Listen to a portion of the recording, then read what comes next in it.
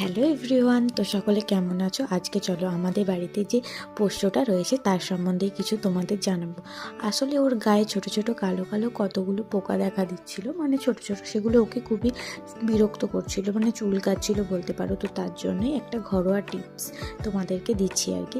তো মেডিকেয়ার মাখানো হয়েছিল, তারপরেও সেই পোকাগুলো মরেনি। তো তার জন্য যে ভেট ফুল বা ভেট গাছ হয় না, যেগুলো তোমার ওই যে ঘেঁটু ফুল গাছ বলে, তো সেই পাতা এনে ওগুলোকে ভালো করে ধুয়ে নিয়ে মানে মিক্সড করতে হবে, একদম পুরো মিহি পেস্ট করে, মানে হচ্ছে ওখান থেকে ওই পাতা থেকে জল বার করতে হবে। তো মিক্সিতে আমি একটুখানি ভালো করে পেস্ট করে নিয়েছিলাম।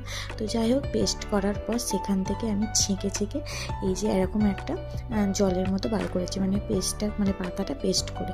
তো যাই হোক, এই পেস্টটার সাথে আমি প্রথমে একটুখানি বেশি করে, মানে হলুদ গুঁড়ো, যেটা রান্নার হলুদ যেটা ইউজ করো ঘরে, সেটা দিলেও হবে। তো যাই হোক, ভালো করে এখানে হলুদটা ভালো করে মিক্স করে নিয়েছি। মিক্স করে নেওয়ার পর এবার আমাদের যে পোষ্য আছে, সবাই জানো যে লালু, আমি অনেক ভিডিওই ছাড়িও, তো তোমরা অনেকেই দেখতে পাবে ওকে। তো এই দেখো আমাদের লালু, তো ওকে ভালো করে ওই যে জলটা বার করেছি পাতা দিয়ে, ওই পাতার রসটা ওকে ভালো করে মাখিয়ে দিচ্ছে। আসলে পোকাগুলো শুনেছি যে মারা যায়, এটা হচ্ছে ঘরোয়া টিক্স। আগেকার মানুষ যাদের বাড়িতেই পশু পাখি এইসব মানে পালন করতো, তারা এইসব পোকাগুলোর জন্য ব্যবহার করতো। সো সকলকে টাটা।